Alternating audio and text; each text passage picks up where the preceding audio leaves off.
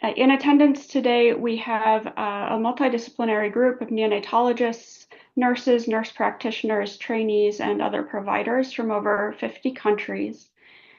In the registration forms, we asked a couple of survey questions. First, we asked the postnatal age at which you initiate enteral feedings for infants born at 22 to 23 weeks gestation in your hospitals. And you can see the most common responses were 24 to 48 hours, and then even less than 24 hours, with fewer answering greater than 48 or greater than 72 hours.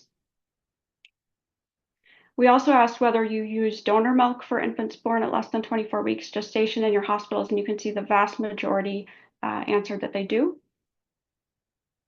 And then we asked about the timing at which you fortify feeds for infants at less than 24 weeks. And here the most common responses were from 60 to 119 mils per kilo per day, with the most common answer being at 80 to 99 mils per kilo per day. And then finally, we asked at what blood glucose level you would consider changing management for an infant born before 24 weeks gestation. And the most common response here was greater than 200 milligrams per deciliter, but you can see there was some variation. All right, so with that, I will hand it over to Dr. Ramel to go ahead and get started. Thank you so much for inviting me here to speak today. Hyperglycemia is common among extremely preterm infants and has been noted to associate with poorer short and long-term outcomes in this population. Despite this, however, there is still no consensus on the best treatment strategy for this common problem.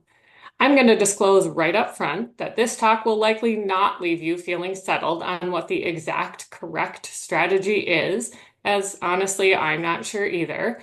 However, hopefully it will lead to some fruitful discussion and thoughts on ways we can consider optimizing nutrition while still managing this metabolic intolerance of the much needed nutrition in this vulnerable population. We all know that the brain undergoes enormous changes between 25 weeks and term gestation. However, sometimes we need to be reminded of just how many changes are taking place during this time and how vulnerable these tiny baby brains really are. During time in the NICU, the total brain and cerebral volumes increase by 230%, and brain stem volume increases by over 130%. Gray matter is maturing, the complexity of connections are increasing, and cortical folding and gyrification are occurring. In the bottom table, you can see how many developmental processes are both being finalized and just beginning at a time when we have complete control over these infants' nutritional intake. For many reasons, glucose infusion is essential for providing nutrition and preventing hypoglycemia in these infants who typically cannot be started immediately on full enteral feeds. Unfortunately, an inability to handle the infused dextrose predisposes this group to develop hyperglycemia, and that will be the focus today. The literature supporting the use of enhanced and optimized nutrition in the first few days and weeks of life is relatively large. Increased supply of energy and protein during this critical time period is associated with a multitude of neurodevelopmental outcomes, including higher standardized scores, enhanced language and motor development, increased brain size, and improved white matter maturation. However, the majority of these studies are looking retrospectively at outcomes of interventions altering multiple nutrients, with very few of them randomizing sick tiny newborns. The literature is also growing on the long-term negative effects of hyperglycemia on growth and development, which adds to the difficulties in making decisions about prioritizing nutrition and avoiding this metabolic consequence in this extremely fragile population. During this short talk, I'll briefly discuss definitions, pathogenesis, and prevalence of hyperglycemia in very preterm infants before transitioning to associations with short and long-term outcomes, along with potential treatment strategies and their relationship to outcomes. I'll end by sharing our current treatment protocol and really look forward to discussion during the Q&A time following Dr. Colaizy's talk. There is wide variation in the threshold glucose concentrations for defining hyperglycemia in neonates. Typically, it's defined as a blood glucose concentration greater than 125 milligrams per deciliter or a plasma glucose concentration greater than 150. This threshold of 150 value corresponds to the renal glucose threshold in very low birth weight infants and is the value used as a target in many of the published studies on this topic. However, some studies further characterize hyperglycemia as mild, moderate, and severe, whereas others have used number of episodes or duration of hyperglycemia for defining severity. This lack of consensus on the definition of hyperglycemia is just one of the barriers to both characterizing the problem and determining the best treatment strategy. This is unfortunate as it's such a common problem, especially for ELBW preterm infants. The incidence of hyperglycemia reported in preterm infants has varied from 15 to more than 80% in published studies, depending on the definition used. The incidence was 43% and 80% in two studies that used continuous glucose monitoring in the first week after birth among very low birth weight preterm infants. But the number is likely even higher, and I would guess closer to 100% for extremely preterm infants. The risk for and severity of hyperglycemia vary inversely with gestational age and birth weight. Additional factors contributing to hyperglycemia include a longer duration of parenteral nutrition, higher glucose infusion rates, conditions such as pain, sepsis, and higher overall illness scores, and medications that we give, including steroids and vasoactive agents. Glucose infusion rates higher than 6 milligrams per kilogram per minute have been specifically noted in the literature. However, not all studies have found this effect, and hyperglycemia has been shown to develop regardless of GIR as well, which we will discuss more later in the talk. Briefly, the pathogenesis of hyperglycemia in extremely preterm infants is multifactorial and incompletely understood. Simply put, there's an imbalance between excess available glucose and decreased glucose utilization. This imbalance is due to a combination of defective processing of proinsulin into insulin in the pancreatic beta cells, along with less abundant peripheral insulin-sensitive tissues, and an incomplete suppression of glucose release from the liver during glucose infusions.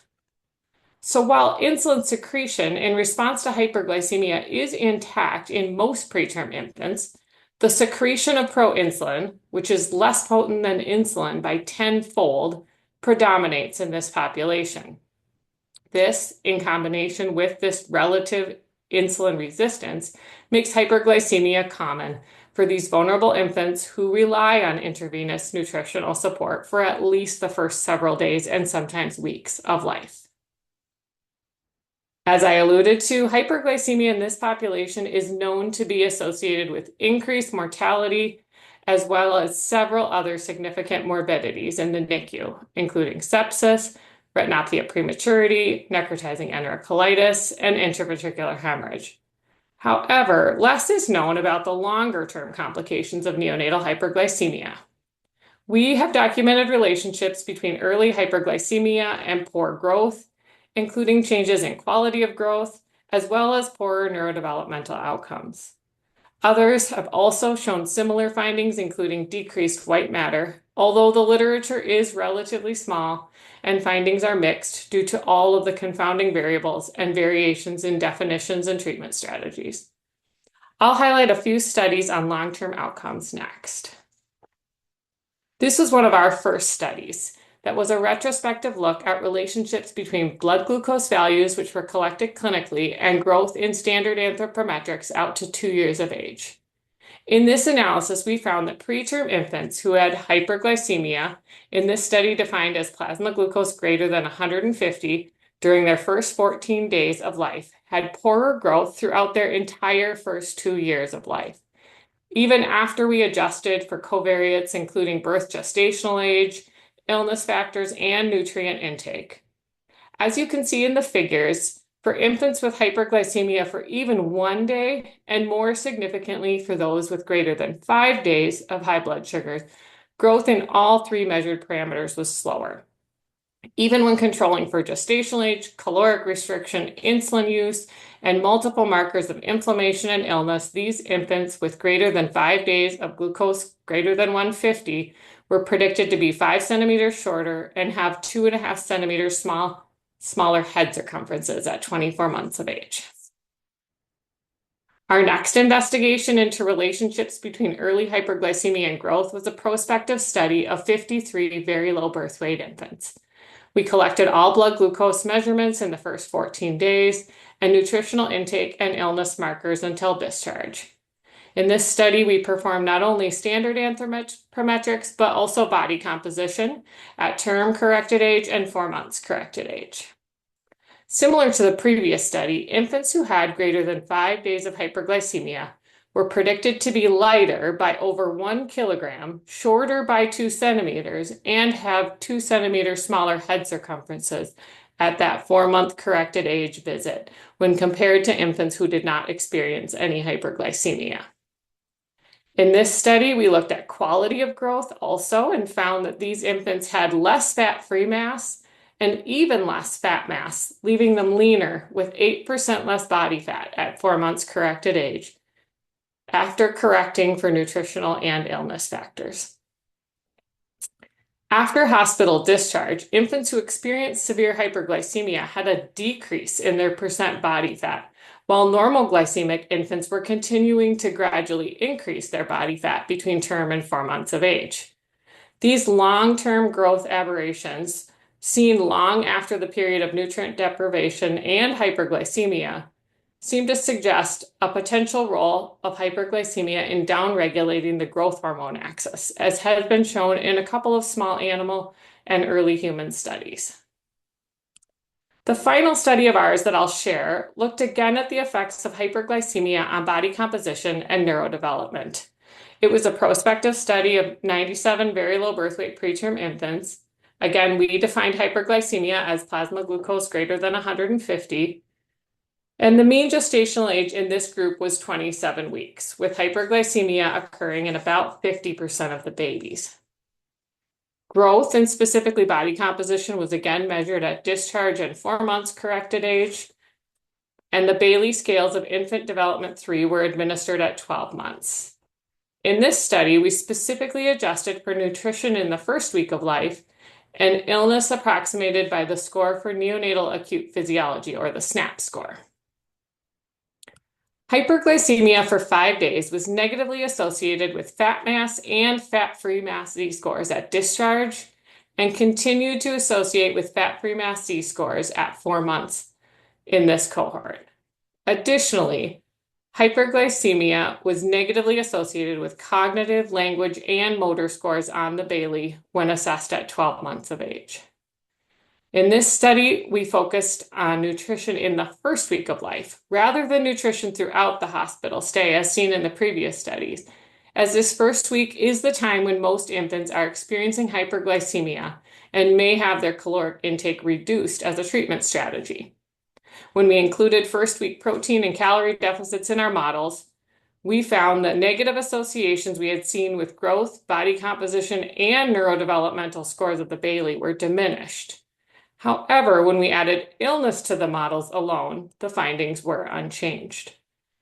This suggests that the relationship between early hyperglycemia and later growth and development may be at least partially mediated by the decreased nutrient intake during the first week of life, and maybe even more so than the severity of illness they are experiencing.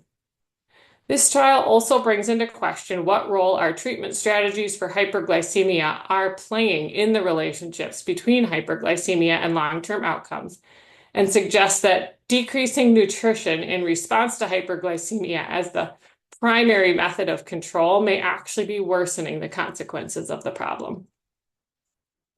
These 2 publications shown here are from the Express cohort out of Sweden that enrolled almost 600 extremely preterm infants and followed 436 of them out to 6 years of age in that second publication. They looked not only at the detrimental effects of hyperglycemia on short and long-term outcomes, but also the role of nutrient intake and insulin usage on hyperglycemia and outcomes. They found, similarly to the other studies I presented, that hyperglycemia was common. In this study occurred in about 30% of the babies on each day of life for the first 2 weeks after birth. Additionally, they found similar relationships to outcomes, including increased mortality in infants experiencing hyperglycemia, and also poorer neurodevelopment in childhood in those experiencing hyperglycemia. Uniquely, they looked at the impact of glucose infusion rate on hyperglycemia and found that advancing GIR actually had a relatively small effect on hyperglycemia, with each increase of 1 milligram per kilogram per minute in GIR only correlating with a 1.6% increased risk of developing hyperglycemia. And while hyperglycemia was associated with more than double the 28-day mortality risk, they also showed that infants treated with insulin had lower mortality at both 28 and 70 days when used to treat the hyperglycemia. Additionally, among survivors, while hyperglycemia was also associated with poorer neurodevelopment, specifically lower full-scale IQ and motor scores, the use of insulin to treat hyperglycemia neither worsened nor improved these outcomes.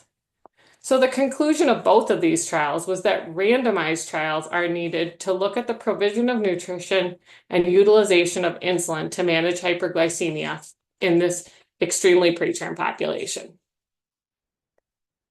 Given the potential benefits of enhanced early nutrition on growth and neurodevelopment, we designed and carried out a small pilot trial of enhanced parenteral nutrition for very low birth weight preterm infants.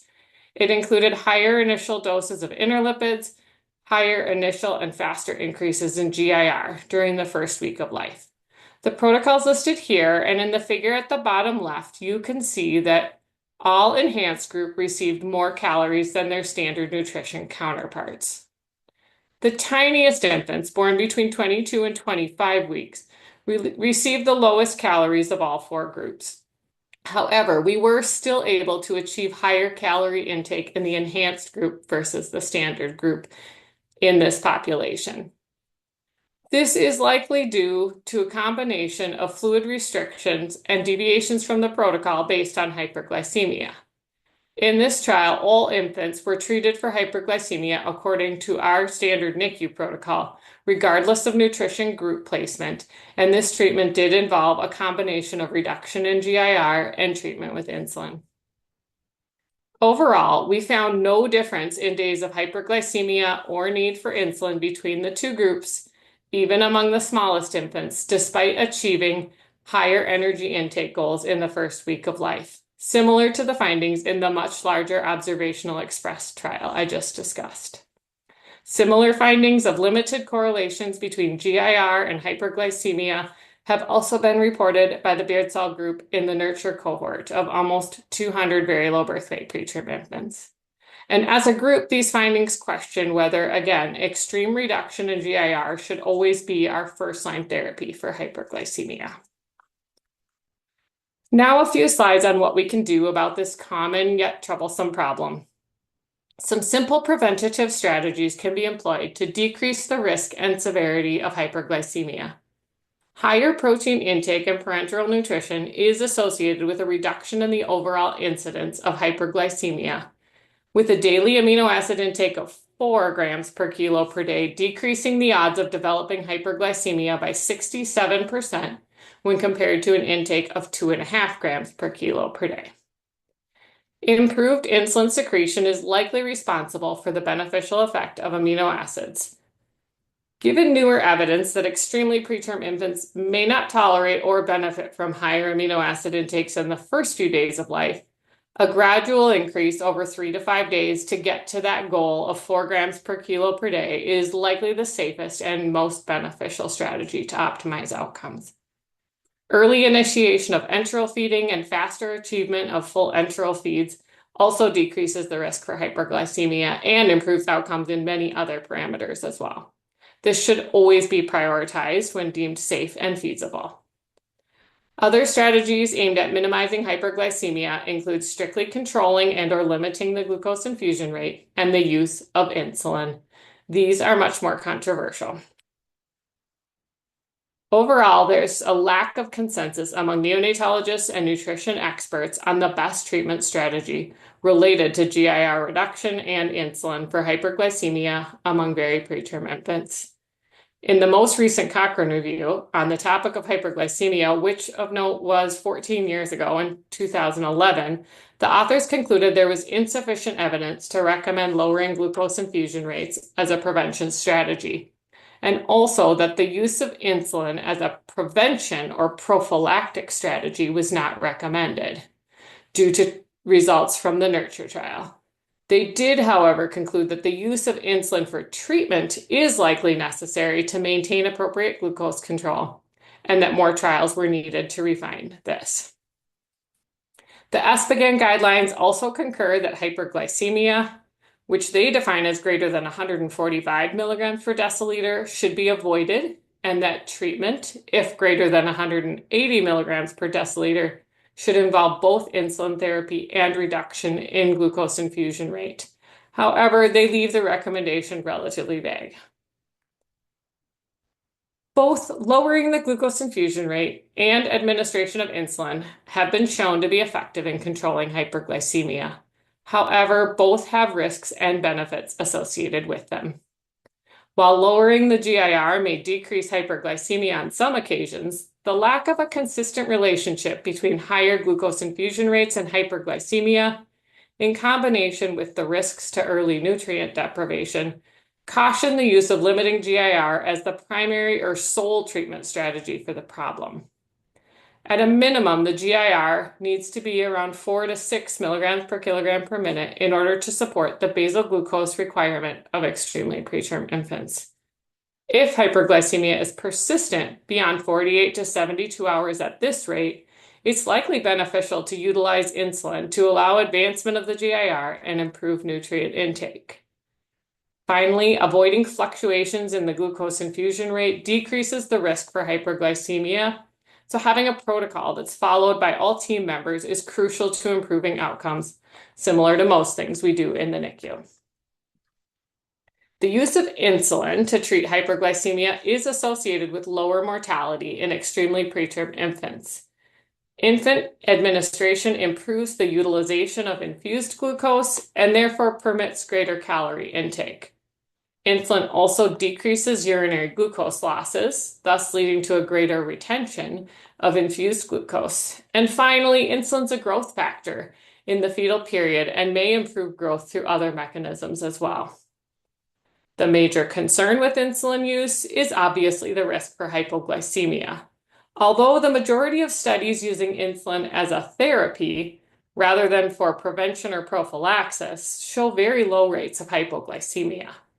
Despite this, close monitoring is necessary and may even require placement of central drawing lines to utilize it safely. While the relationships between early hyperglycemia and outcomes are concerning and the need to improve management of the problem is clear, there are still many barriers to doing this in the NICU. As I started with, a lack of a clear definition contributes to both difficulties in research and clinical care. And an additional challenge is the method of collection and accuracy of results due to the reporting error of a variety of collection devices. Neonatal blood glucose changes rapidly, and if the time between collection and result is delayed, the clinical implications can be significant. Initial screening should utilize methods of minimal blood sampling and be paired with other labs when possible. Other factors can also skew the accuracy, including pre- and postprandial states, decreased perfusion, acidosis, and polycythemia, with hematocrit having the largest impact of all variables studied and measured. Intermittent plasma glucose monitoring in a clinical laboratory is currently considered the gold standard. However, this often requires, again, placement of a central drawing line, which has its own risks. In addition, depending on the location and speed of your clinical laboratory, again, there can be significant delays in treatment due to long wait times for results. Point-of-care glucose monitors are frequently the first line in glucose measurement as results are available within seconds. However, most of these were designed for adults with diabetes, and the goal was to provide ranges rather than absolute accuracy. Point-of-care blood gas analyzers with glucose modules work similar to tests done in a clinical laboratory and minimize inaccuracy while retaining that quick result time of glucometers They also have minimal blood loss, but still require the frequent pokes for the infant. Sequential analysis of urine spot samples for glucose and osmolality has been suggested as a feasible way of monitoring the infants at risk and may serve to decrease iatrogenic blood loss. However, is not widely used at this time in most centers as it still only reports intermittent levels and is much less precise. Continuous glucose monitoring is now standard of care in children and adults with diabetes and has the potential to improve monitoring therapies and outcomes among preterm infants if the accuracy could be confirmed.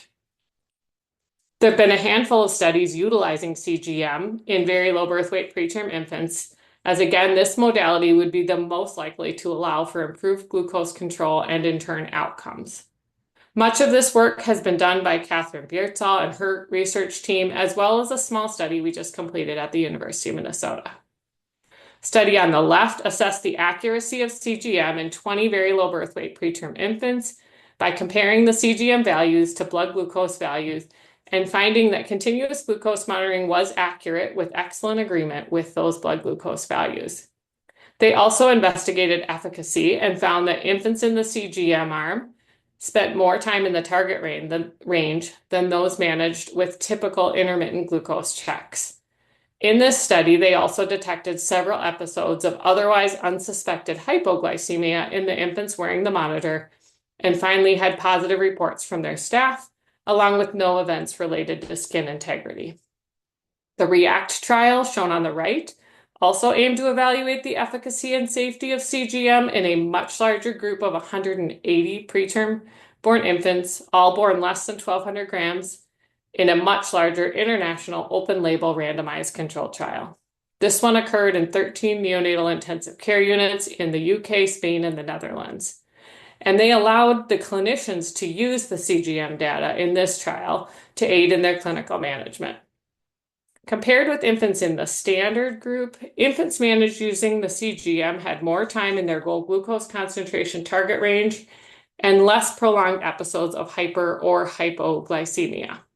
Again, no serious adverse events related to use of the device, skin integrity, or episodes of infection. We also recently completed a study of continuous glucose monitoring at the University of Minnesota in a small group of 20 very low birth weight preterm infants.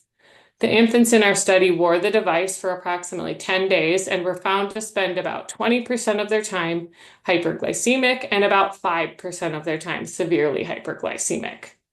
Hypoglycemia was rare and in our study was never related to insulin usage, but rather found in infants who were asymptomatic and on full feeds. The device was 98% sensitive and 74% specific with regards to its detection of hyperglycemia. And those infants, even as young as 22 weeks, tolerated the device without any adverse events or skin integrity issues.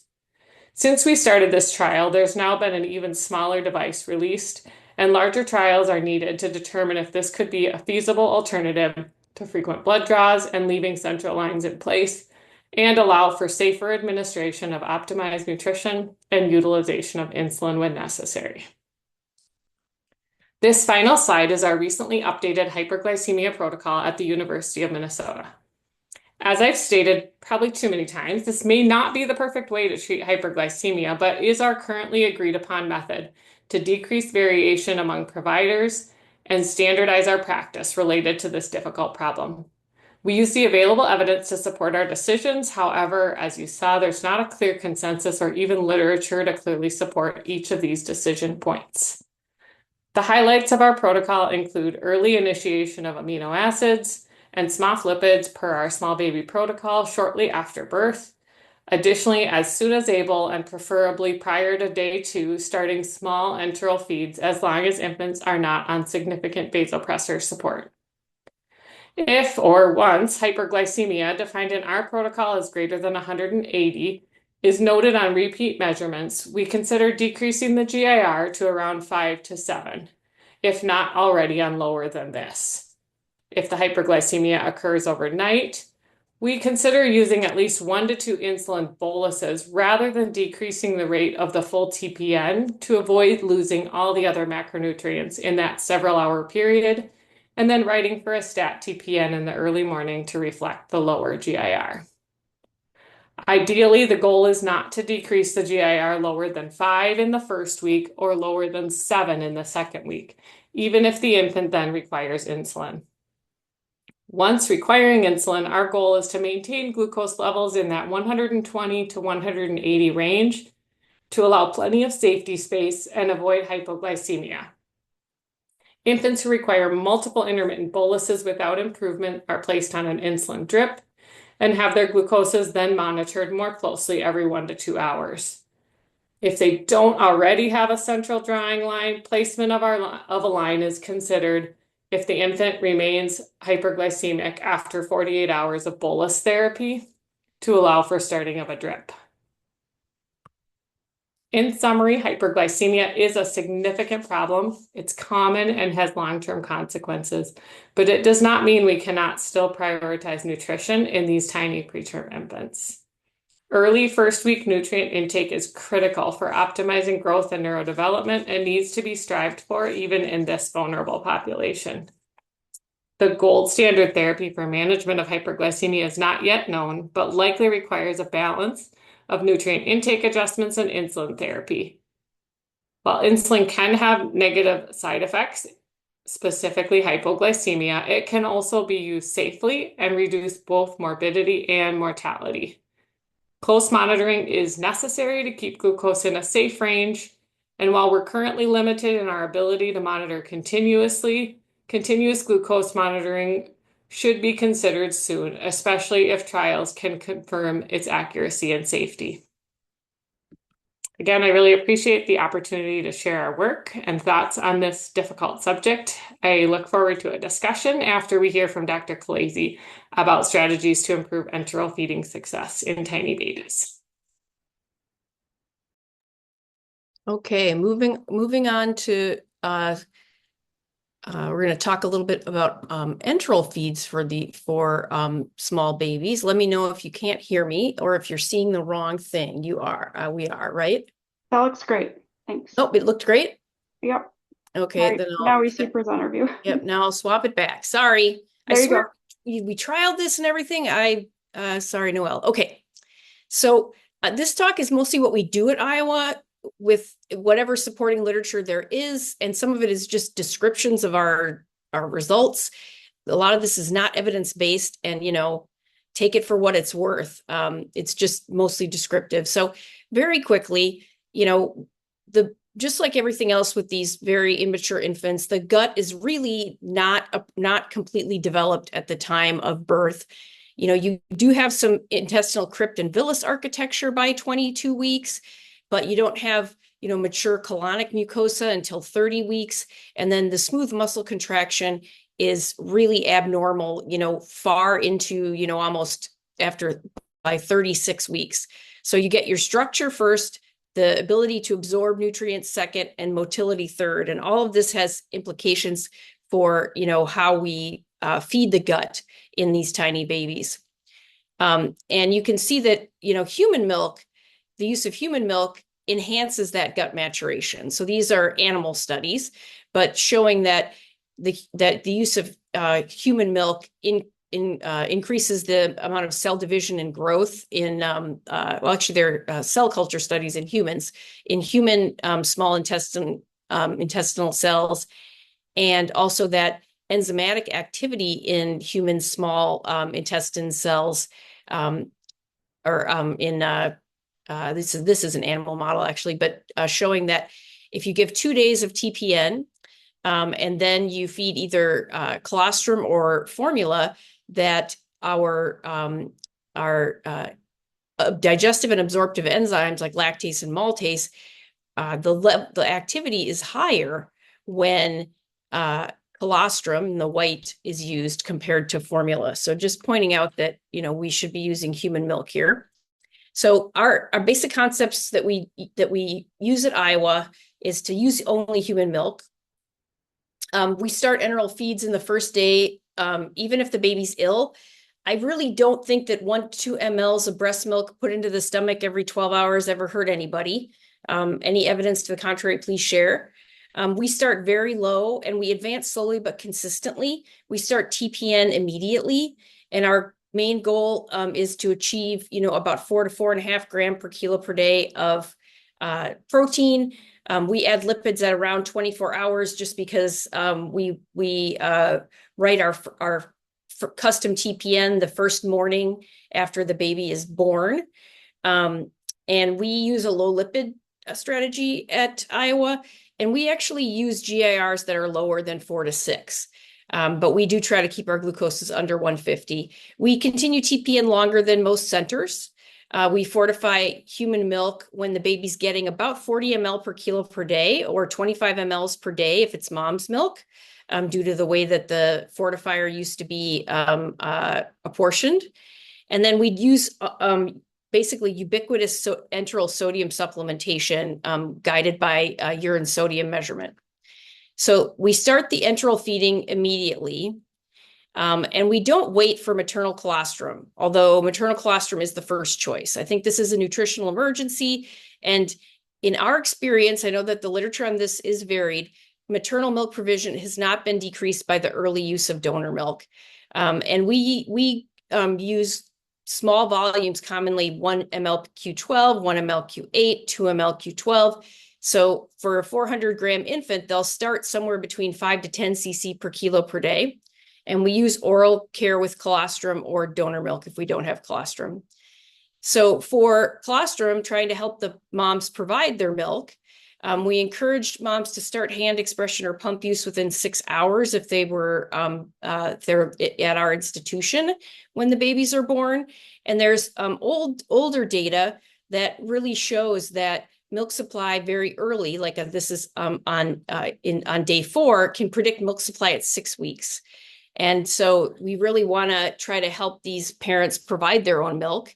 And then if you look at this Jane Morton article from 2009, if you just look at pumping sessions, and you could do this, could be hand expression as well, although the study was pump use, you can see that the group 3, which has the dashed line here, who pumped more than 5 times a day in the first 3 days, had the best, the highest milk supply, throughout the first 8 weeks after preterm birth. So every time that I talk about the weird things we do at Iowa, I'll just say Iowa outlier practice. And we're going to talk about a hypothetical 400-gram baby at 22 weeks. So we advance consistently. We want to advance daily, but slowly. So we start with Q12-hour feeds, move to Q8, move to Q6, Q4, and then Q3. And it usually takes like a week to get to Q3. And it often will go up at first by only 5 per kilo per day. And then once they're tolerating about Q4, we'll go up 10 to 15. And then if we get if the baby's really boring and they're doing really well, maybe up to 20 ml per kilo per day. But this is what this leads to. So this is all less than 29 weekers. So it's not necessarily just the group that we're talking about. It's a bigger group. But our median TPN days in this group were 24.5 days of TPN, and the whole NRN, which is 15 centers in the US, is just 15. So we're 10 days more.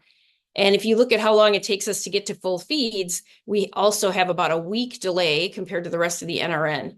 So we do have a long central line days, long TPN, which may not be great. And then as far as enteral feeding data from another source, this is a 5 years worth of inborn less than 30 weekers, you can see that we do start feeds mostly on day of life 1. I can't force everybody to, but I try real hard, or 1 day after birth, I should say. The PMA in this group is a little bit bigger because it's everybody less than 30 days. And it takes about 25 days to get to that full oral feeds. This is PMA, actually, it shouldn't say day of life. So, takes us 24 days. If we're looking at actually nursing or taking bottles, we tend to initiate that, on the late side in this group, 36 weeks. And oftentimes the PMA is, close to 40 weeks by the time they're taking everything by mouth. And it takes about 20 days from the first oral feed to full oral feeds in this group. And then this is another weird Iowa thing. So, or not weird, I think the Japanese do this too, and probably other folks, but we use early and universal glycerin and contrast enemas because we really found about 8, 9 years ago that we had a big rash of spontaneous intestinal perforations, the kind that where you get a morning chest x-ray and there's a big football sign. On around day 3 to 6 in these kids, and it's very frustrating and very more causes a lot of morbidity for the babies. So we don't have a protocol yet. TJ Boley, one of my awesome colleagues, is writing one, but most of us initiate glycerin at around day 2 to 4, and we'll either use suppository chips or we'll use a little small volume enema at the very smallest babies. And then we're monitoring the stool output carefully, and we're hesitant to advance the feeds if we don't have stools or we have abdominal distension. We usually continue at least the very low volume. And then if bedside contrast enemas can be performed by our pediatric radiologist if we don't have any stool by 4 to 5 days, or we think that there's signs of insuspated meconium. We just can't get the baby consistently stooling. And then we tend to maintain that glycerin use a long time until somebody says, hey, do we still need these glycerins? This baby's pooping 4 times a day. And then we stop. There's probably a better way to do it than that, but honestly, that's how it's going these days. And so this is a kind of typical things that we see. So on the left, you can see a baby who did get a contrast enema at 12 days of age, was a 22 and 2/7 week baby, about 500 grams when this was done at the bedside, ultrasound guided by Dr. Simon Cow, a fantastic pediatric radiologist. And on this image, it says 26 cc's infused. So here's the scout film. Like, that doesn't look that exciting, right? There's no free air. There's no huge distended abdomen, but this baby just could not get stooling. And in the contrast version, you can see these lighter areas. This is all poop, stool. I don't know. I guess I'm not so scientific, but this is all meconium that still needs to come out. After this baby was able to evacuate that and continue to progress on their feeds. This is the more typical thing we see, which this is a 4-day-old 23-weeker who's 500 grams. And this is a typical x-ray that they had when they weren't having a lot of stool. And so they were started on BID glycerin and slow advancement of feeds, and they never needed contrast. So this is not massive abdominal distension that we're treating. So in addition to monitoring the stools, we do check gastric residuals, even though I co-authored a paper with Matt that really he wrote about whether or not gastric residuals were needed, an editorial based on a study, and probably not, but we routinely do it. If we have persistent or increasing volumes of gastric residual, that may encourage us to increase glycerin from 1 to 2 times a day, maybe as much as 3 times a day, or help make a decision to do a contrast enema. We do typically refeed the residual and continue then the feed. So if the baby's feeding is 3 cc's Q4 and they have 3 cc's left in their stomach, we'll often put the 3 cc's back and put 3 cc's of new milk on top of it. But every time there's a residual like this, somebody examines the baby's belly, a nurse, a nurse practitioner, a fellow, an attending, a resident. And if it's really high, sometimes they do subtract the volume out of the feeding ordered. And I'm just happy if they don't get made NPO unless they really are severely ill. And I know that there's literature saying that this is dumb. We use a nutrient fortified diet as soon as possible because there's this period of often growth fall off in the transition between TPN and enteral feeding. So we use fortifiers starting at about 25 ml per day. And we feel like the main nutrient that's lacking with the milk is protein. So hind milk or single component lipid or carbohydrate fortifiers miss the point in the early days, in my opinion. And then if the baby's not growing, we add additional levels of fortification beyond the manufacturer's recommendation. So this is one thing that we do that I know is not typical or not ubiquitous, is that as we wean the TPN, we try to maintain a full TPN as long as possible. So this requires increasing the amino acid concentration. We can make D 3.5 TPN, which I have asked them to do before. So we have like a lot of precision. I know that's not available everywhere. And we maintain our lipid infusion until they're at least on 2/3 of their enteral goal intake. And we don't discontinue TPN early. So in a 1 kilo baby, 1 cc an hour of a D15 TPN with 5% amino acid gives you 24 cc's per kilo of fluid, 1.2 grams of protein, and 17 kcal. Well, 24 cc of human milk, the same amount, will give you about, a quarter of a gram of protein and 16 calories. So calories are the same, but the main difference is protein. And we don't account for enteral intake at all with our TPN. We just want as close to full TPN as we can. We do count the enteral calories, but we want to maintain those high nutrient intakes as long as we can. And that's to prevent this issue where your total protein intake, starts out high with your parenteral nutrition, falls as you increase your enteral, but you've got this dip here. And what we're trying to do is get rid of the dip. So what's full feeds? Well, anywhere from 135 to 200. Ariel will tell you that there's plenty of kids in Alabama on 200 ml per kilo per day of mother's milk. Iowa, we usually go 140 to 160 with calorie goals 115 to 130. You can see the protein, lipid. We don't routinely restrict fluid unless a baby has really severe BPD. So we're unlikely to not go to 160 if the baby's not growing well. So everybody gets a human milk diet until they're about 36 weeks PMA. We only use bovine fortifier. I think it's Mead Johnson right now. We go right to 24 kcal per ounce, which is, who knows what it is, but that's the standard preparation. If the growth is less than desired, our next step would be 27, which we actually use with additional fortifier. And then beyond that, we have recipes for 30 kcal per ounce that involve formula concentrate or beta-protein or liquid protein. We don't use single component fats very often.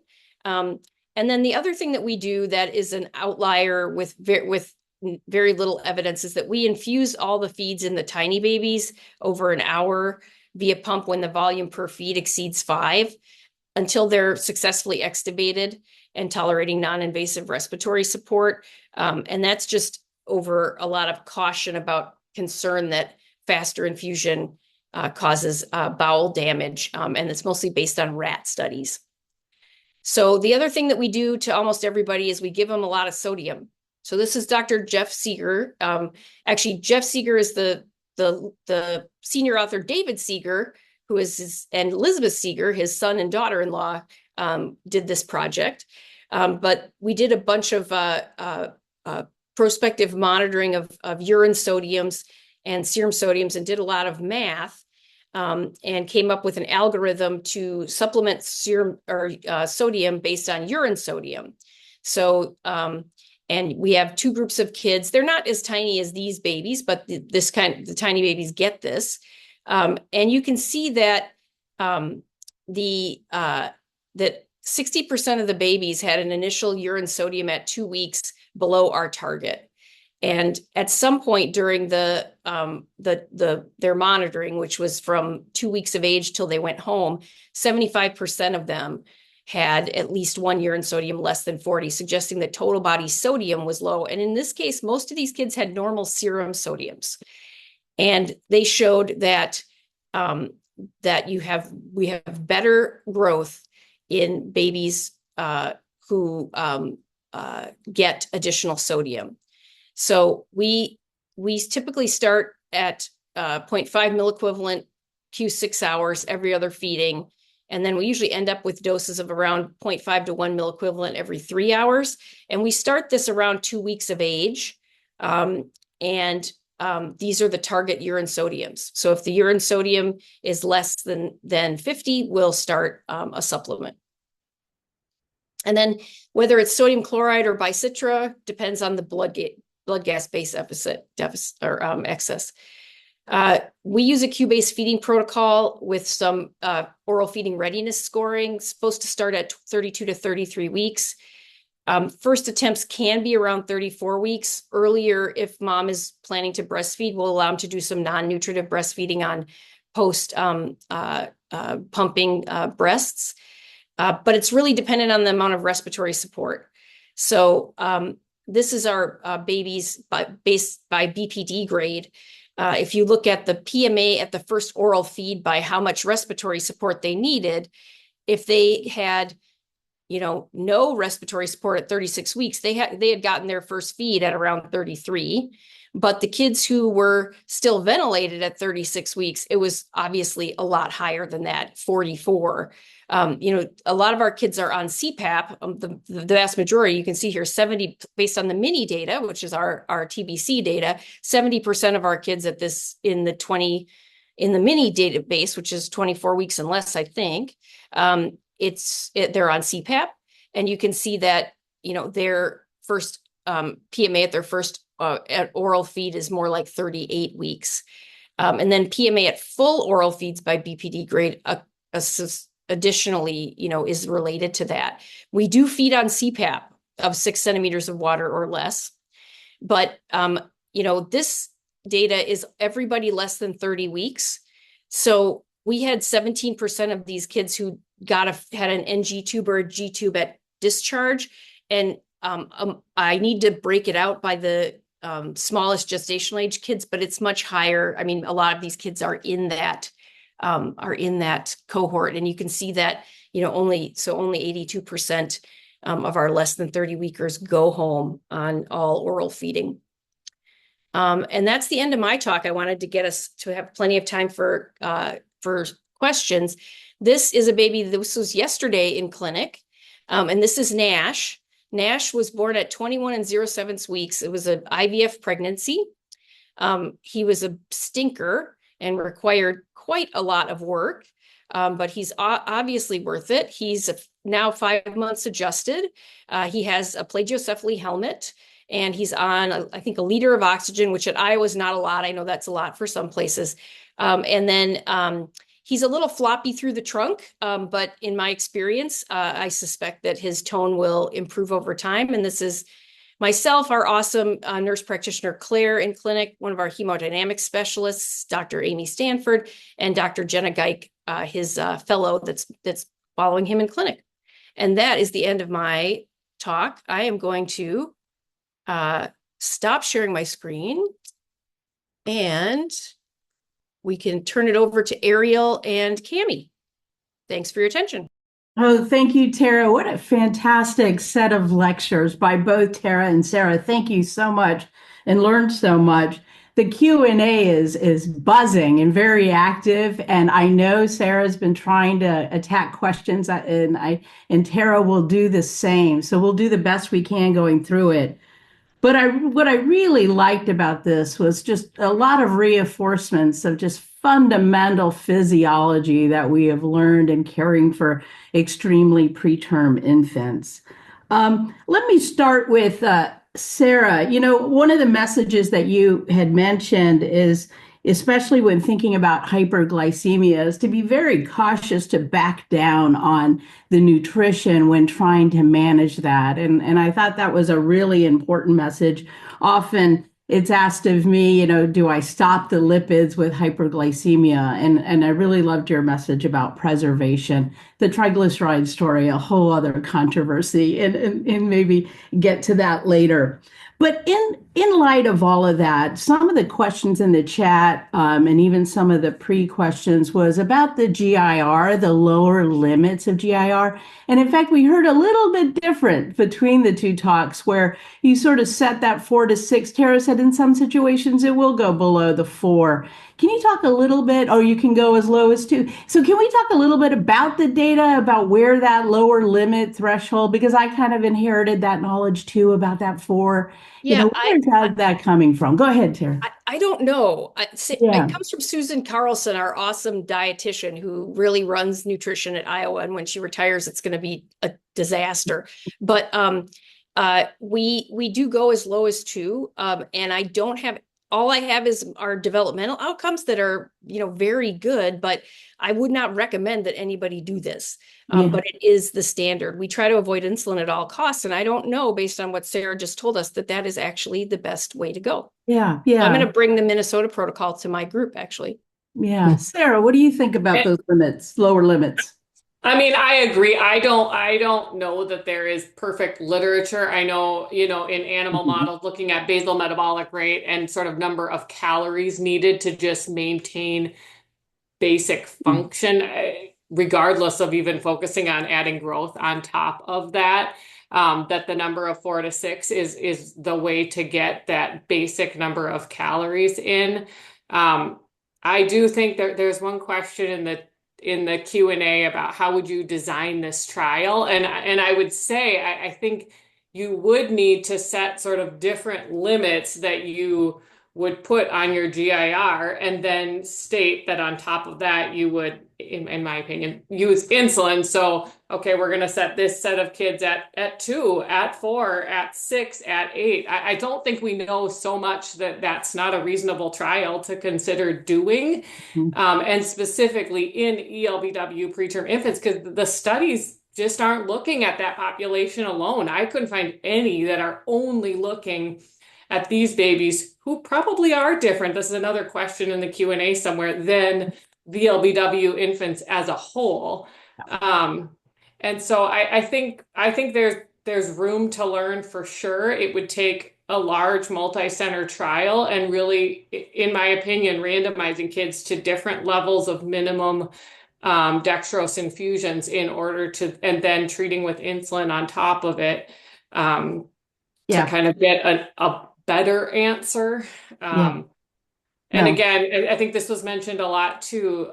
All of the studies really looking, or the majority of the studies really looking at enhanced nutrition in that first week or 2 are commonly retrospective, or they're varying a lot of different nutrients, or they're not including 22, 23 weekers. And so while we're fairly certain it matters, and we have shown in many studies not related to hyperglycemia that just that first week's nutrition impacts growth all the way out to several years of age, it's clearly important. So I think it is something we need to pay Sarah, attention to. I kind of wonder about total kcals. It would be interesting because of the high fluid strategy. So these kids are getting 300 per kilo or more often in the first week.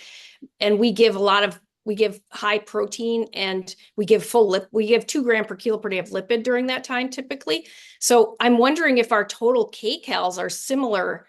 They're not glucose, which would mean that the brain can't really utilize that completely. But I'm going to talk to you guys offline, because I wonder if we are providing 40 to 50 kcal per kilo usually, at least, despite the low GIR.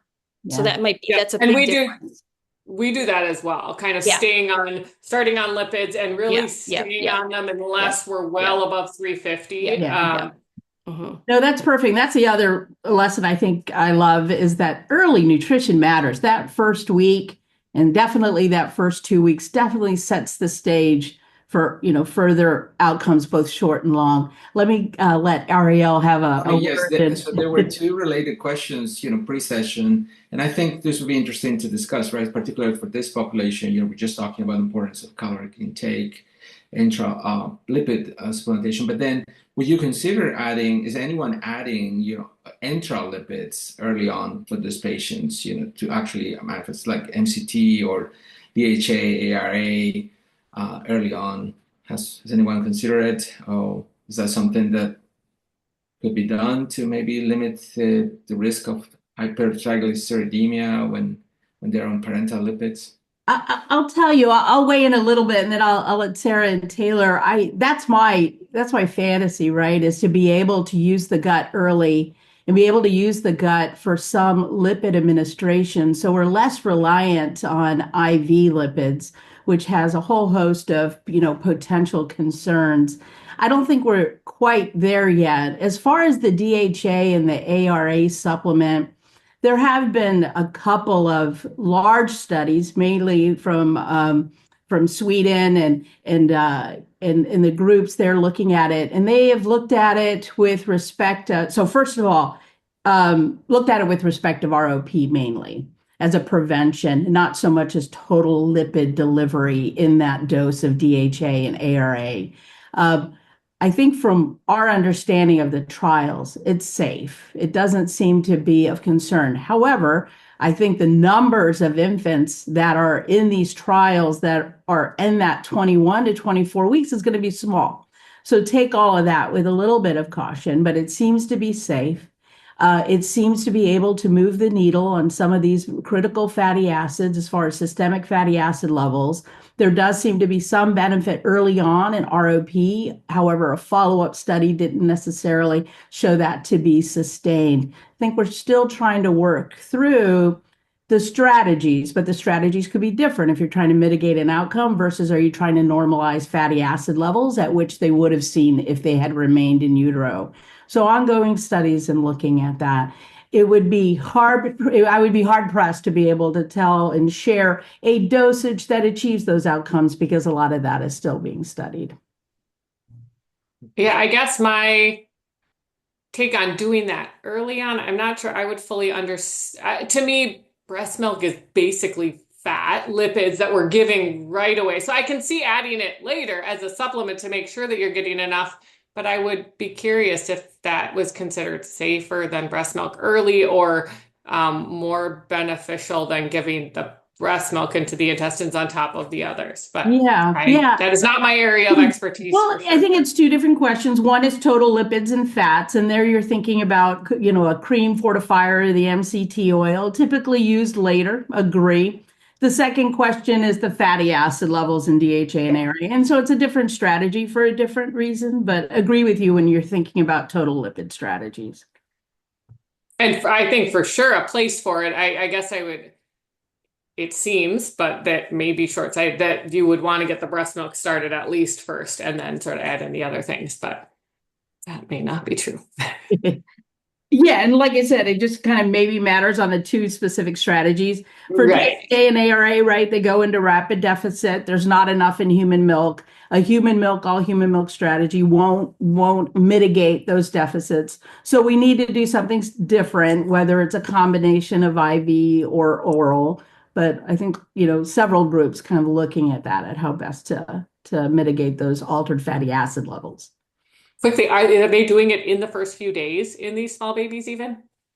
So that's the studies that have been done. Not sure how many were 21 to 24. It was mainly anybody less than 28 weeks. So small in that regard. We have an ongoing trial right now, but we're limiting it to the 25th week on and above because we did not want to confound with the high risk of the lower preterm infants. So that may have to be a follow-up investigation and studies as well. Very cool. Now, to your point, Sarah, so there were some other questions about, when do we increase the caloric density of fortified milk? First of all, we talk about when will be a good time to start fortification. But let's say you start early, when would you go to higher caloric densities from 24 to 26 to 27 in this particular population, whether that's standard practice at your center or Tarah's maybe, since you fortify relatively early? When would you go up to 27 or 26 calories per ounce? Right away, or we just wait a couple weeks? If we feel like the growth isn't great. So we do board lengths every week, not when they're really tiny, but after the first few weeks, and we do daily weights, obviously. And if my nutritionists tell me to, I do. But it's usually, I would say it used to be with the older fortifiers that had less protein, it was ubiquitous. Mm-hmm. And we kind of just planned we were going to have to do it. With the newer fortifiers, at least the Mead Johnson one we're using, but I think we were using the other company before that has the same protein content. It's only about a third of the kids, and it's typically the very smallest kids. that are sicker. So they probably have higher metabolic needs because they're on the ventilator longer and stuff who need it. But it is probably typically, we don't get to full feeds till 3 weeks with 24 cal. And so it's probably 4 or 5 weeks would be the soonest that most of those kids would get switched to 27. Okay. I would say we use Prolacta in our infants less than 24 weeks and we go to 24 cal at 40 per kilo and then or 60 per kilo. And then by the time we're to full feeds, we go straight to 26 cal. There's not a kid who sits on 24 using Prolacta, but different when we're using the similar. If I use Prolacta, I would start at 26. Yeah. I think anybody that uses Prolacta should start at 26. And I bet Sarah and Cami and Ariel agree with me too, but. Yeah. And to follow up to that question, there were some questions about, and somewhat related, the actual fortification strategy. Does it differ if a mom is predominantly on mom's own milk versus if the infant's predominantly on donor milk?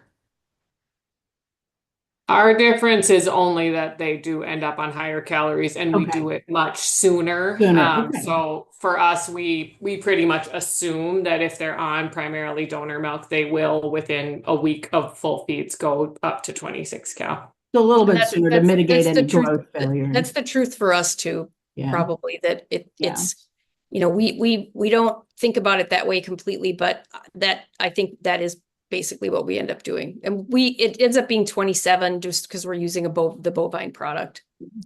So we change our practice on that. So we do provide early fortified donor milk, but unfortified maternal milk, because at some point we got worried about the displacement, knowing that some maternal milk, especially preterm milk, first few days after birth, might actually have a decent amount of protein in it. If you do measurements, some of that milk will have 2 grams or 1.8 grams per deciliter of protein in it.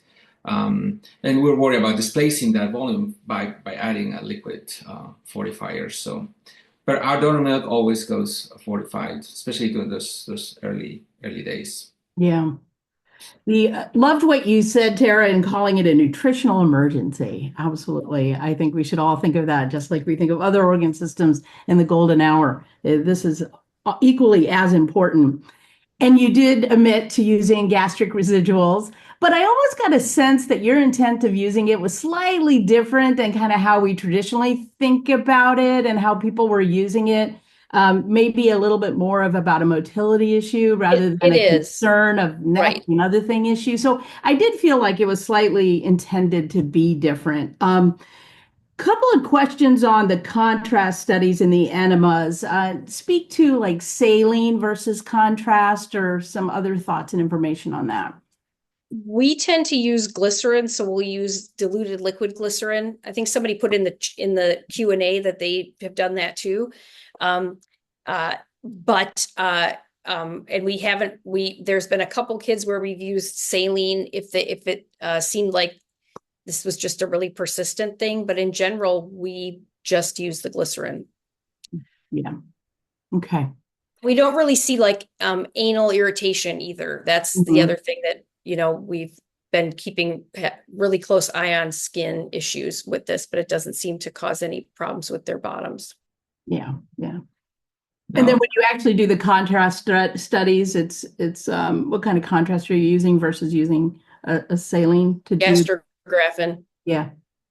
But it's done under ultrasound guidance by like a wizard of pediatric ultrasonography. You don't need that, but I will say that is how these are done under direct visualization to try to limit. We have had one perforation. Somebody asked about that. We had one perforation early on. I think we've treated about 30 kids. And that one was not done under direct ultrasound guidance. And now that they are, we haven't had any more. I don't know if it's related to that or not, but it is a risk anytime you put anything where it's not supposed to be. Yeah, no, absolutely. And also speaks to the level of expertise and over time in developing that. And that's important in this population. Ariel. Yes, one thing related to what you said about gastric residual volumes, a lot of units have stopped that practice. it was more common really on babies that were on CPAP, right? So because when you have, and there was a question related to this, right? So whether you're worried about CPAP belly and how you address that. But, we noticed that with CPAP, there was more residuals and that sort of contributed to more assessments and all that. But these babies that are on having the residuals checked, are they usually intubated, would you say? Is it a common problem because they stay intubated, or you see differences when they're on CPAP versus intubated? It's usually within the first week or so. There's no it's mostly getting it established where we see that it varies a lot. I see. But I don't know if it's related. They're all intubated for the first couple weeks where, so I don't know if that's CPAP though. Seems like it certainly introduces gas into the GI tract. So Yeah. I don't know if that would make it better or worse. Maybe even a entirely a different lecture, but some questions about other electrolyte abnormalities that are commonly seen. Hypernatremia, hypophosphatemia, just any general words in management of, or just in your general nutritional strategies, what you've seen work to help, offset some of those severe electrolyte abnormalities sometimes we can see. Either one. As far as like sodium, I kind of feel like you never have to have hyperglycemia. Or hypernatremia, just keep giving more fluid. Like the baby won't explode. The thing where they're like, well, we just can't get the sodium above less than 150 because we can't go above 150 cc per kilo per day. Right. I would push back and say why. Yeah. So we do all of our fluid management based on frequent serum sodium, or not serum, whole blood gas analyzer, clinical lab sodiums. And I can make anybody's sodium less than 150 by increasing the free water. Yeah. And so I would say that's how we manage that. We don't have very many, we don't have potassium problems typically. Calcium and phosphorus, we do our best. We put additional sodium phosphate, 20 milliequivalents per liter into the TPN starting on the first time we make a custom TPN. But, we can't, we try to optimize that without making chalk in the lines. Yeah. But I would say for sodium, if you use more fluid, you will have lower sodium. Now, whether you believe that the risks of higher fluid are more concerning than the risk of higher sodium, that's just something that people have to weigh. Yeah. But I keep everybody's sodium, the fellows will tell you, between 134 and 146. And if it's more than 144, they're supposed to go up. And if it's it's complex, but we don't have trouble keeping them there. It's great. But we also sometimes will use ridiculous high amounts of fluid. And as you mentioned, we leave the fluids, not 150, but we allow the sodiums to be potentially up into the low 150s without necessarily reacting by going up on fluids because of concerns for lung disease and so forth. So, and phosphorus, there was quite a few questions on that. I think we start at 0.5 and work up to 2 over the first week of life as far as how much we're putting in the TPN. But we have really related to that really specifically in our tiny baby said that as long as you're born before kind of 4 p.m., we will get you a custom TPN on day 1 instead of utilizing starter TPN in that population for an entire 24 to 36 hours sometimes if they were born. Previously, we would do that, but that really limits our ability to get them phosphorus. So that's been our, I think, biggest change in practice over the last handful of years has been to say everybody gets a custom TPN if they're extremely low birth weight in the first and they're born anytime before 4 p.m. And if not, it's made very early the next morning to make sure. And maybe AI will help with that in the future based on some recent articles. Noelle, are we running out of time? I'm letting you manage the time. Yep. Well, I think so. So many great questions. It's, not enough time to get to all of them. So I'm sorry for that, but I do want to be respectful of everyone's time. So I think we'll go ahead and wrap up for today. But I do want to just thank our speakers and moderators. Thank you so much for sharing your expertise. It was wonderful. I hope everyone found it valuable, but we certainly welcome any feedback that anyone has for improving future webinars. So yeah, and thank you to everyone who attended. And look out for information in the future about our next webinars. So, Thank you. much. Great job. Thank you. Yeah. Have a good day. Thanks.